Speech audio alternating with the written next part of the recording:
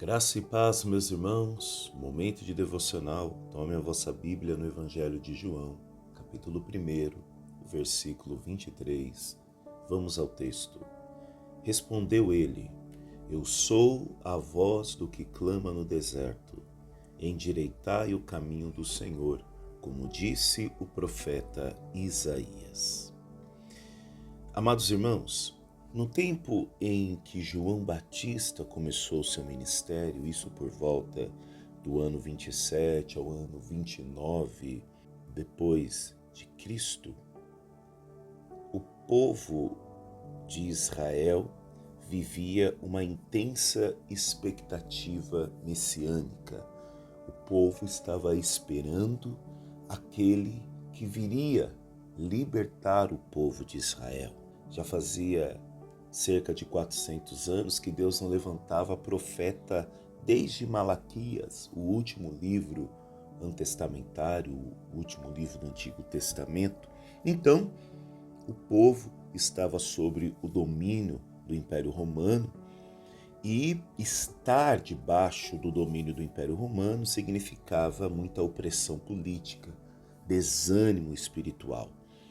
Qual era o contexto religioso da época? Havia muitos grupos religiosos como fariseus, saduceus, os essênios, os zelotes, e cada um desses grupos ofereciam diferentes respostas a essas crises que Israel estava passando, crise política, crise espiritual.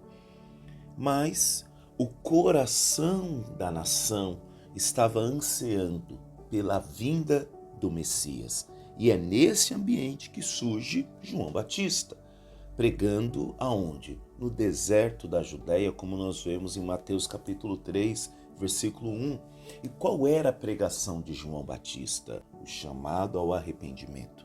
Ele chamava o povo para o batismo e arrependimento, porque batismo sem arrependimento é uma equação que não fecha, irmãos. Torna a dizer, estamos em um Brasil onde a maioria dos brasileiros se autodenominam cristãos evangélicos. Mas nós nos esquecemos que o DNA do anúncio do evangelho é convertei-vos e crede no evangelho.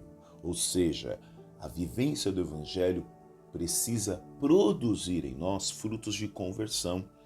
É a mesma pregação que João Batista fazia para o povo no deserto.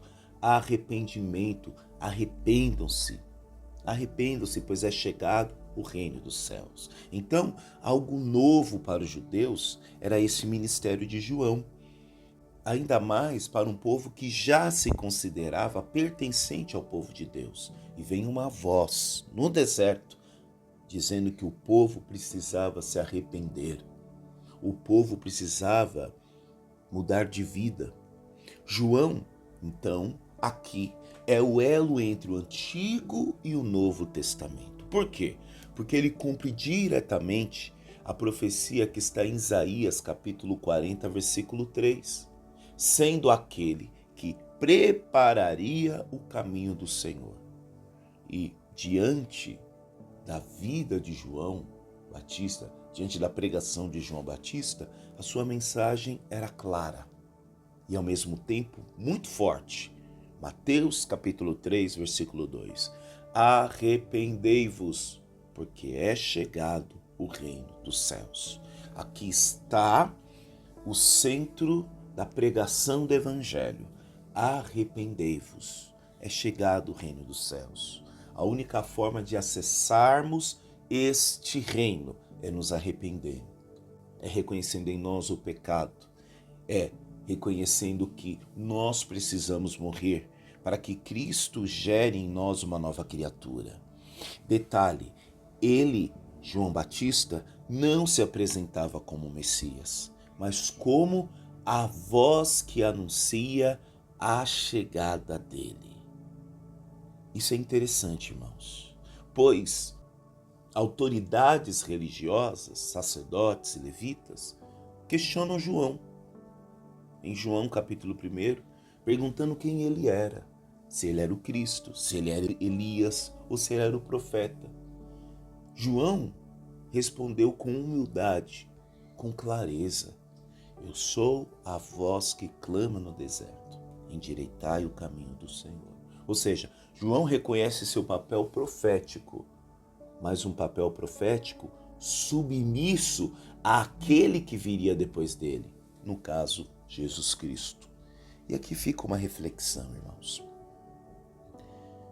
Nos dias de hoje, onde muitas pessoas estão fazendo do Evangelho um negócio, uma forma de ascensão, não a ascensão do reino, não a ascensão do Evangelho, mas a ascensão de suas imagens, de suas personas. A resposta de João Batista é carregada de muita verdade, é carregado de muito propósito, é carregada de um preparo espiritual profundo. Porque no mundo onde todos querem ser reconhecidos por aquilo que faz, por aquilo que exerce, e um mundo onde todos querem um pouco de glória, reconhecimento, João Batista se coloca apenas como uma voz. E aqui, irmãos, torno a dizer, para ter a atitude que João Batista teve, João Batista está nos ensinando sobre propósito, sobre humildade, sobre preparo espiritual. A questão aqui não é saber quem você é, mas sobretudo saber quem você não é. Às vezes o filho de Deus, o pastor, o evangelista, o apóstolo, o cantor e as diversas nomenclaturas que eu já disse que se essas nomenclaturas não forem resumidas em serviço, é apenas cargo. Talvez não esteja fazendo diferença alguma no reino, mas é necessário nós sabermos quem nós não somos. Porque à medida que nós reconhecemos quem não somos, nós reconhecemos que Ele é. Veja que a todo momento o ministério de João Batista foi para apontar para Cristo. Em determinado momento, ele olha para Jesus e diz: eis o Cordeiro de Deus, aquele que tira o pecado do mundo. Então o nosso ministério não é sobre saber quem somos, mas talvez encarar quem não somos para apontar para Cristo e dizer: Ele é, Ele deve ser seguido, Ele deve ser ouvido, Ele deve ser estimado, Ele deve ser buscado, Ele deve ser ansiado. Eu não sou, Ele é. Mas quem você é, João? Ou talvez agora você pode pensar aí, talvez essa pergunta um dia chegue para você. Quem você é no meio desse trabalho de evangelização?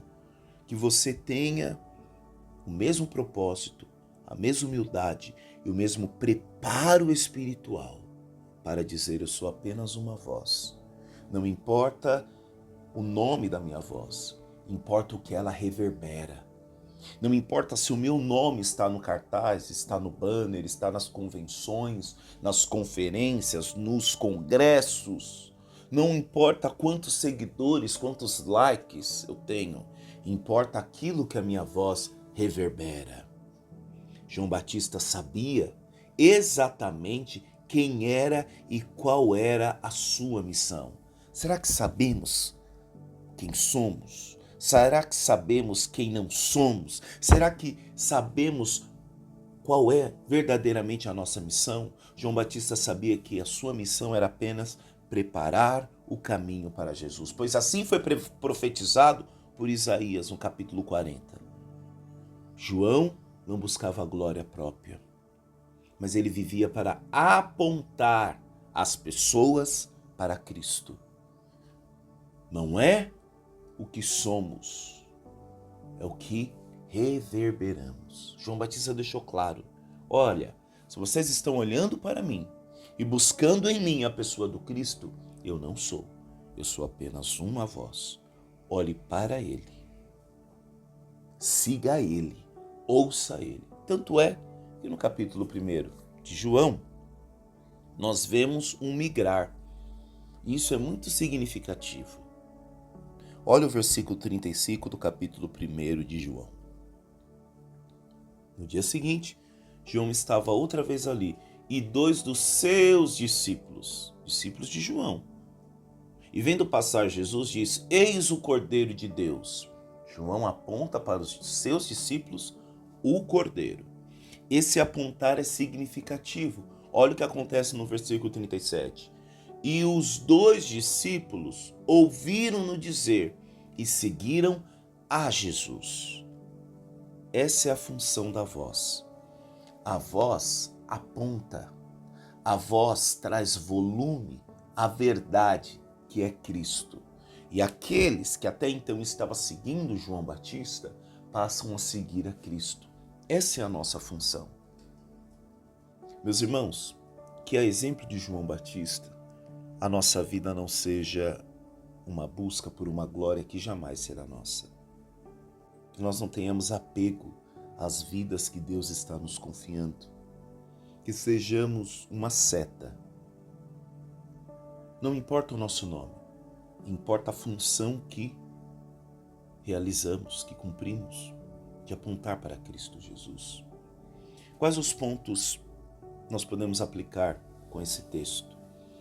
Primeiro, hoje você é chamado a ser também uma voz no deserto. Uma voz que escolhe lugares áridos. Uma voz longe da concorrência, sabe? Uma voz que está disposta a anunciar onde ninguém quer anunciar. Fazer um ministério que ninguém quer fazer. Alguém que mesmo em meio à indiferença espiritual do mundo, está disposto a preparar o ambiente para que Cristo seja reconhecido. E você não precisa correr para lugares áridos. Você, tenho certeza, conhece desertos do dia a dia. Essa diferença você pode fazer no modo como fala. Segundo ponto, nas escolhas que você faz. Terceiro ponto, na forma como demonstra amor. E por último, na disposição em viver a verdade do Evangelho. Então, fica aqui uma pergunta de reflexão. Minha vida tem apontado para Jesus ou para mim mesmo? Lembre-se, os discípulos que estavam seguindo João, através da voz de João, encontraram o Cordeiro, aquele que tira o pecado. João poderia ter discípulos, mas ele não tirava pecado. Ele não iria remir ninguém. Ele não era o Filho de Deus, o ungido de Deus. João sabia muito bem quem ele era e quem ele não era.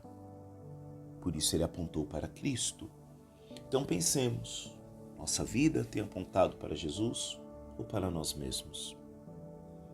Mateus capítulo 5, versículo 16. Assim resplandeça a vossa luz diante dos homens, para que vejam as vossas boas obras e glorifiquem a vosso Pai que está nos céus. Filipenses capítulo 2, do 3 ao 4. Nada façais por contenda ou por vanglória, mas por humildade. Cada um considere os outros superiores a si mesmo.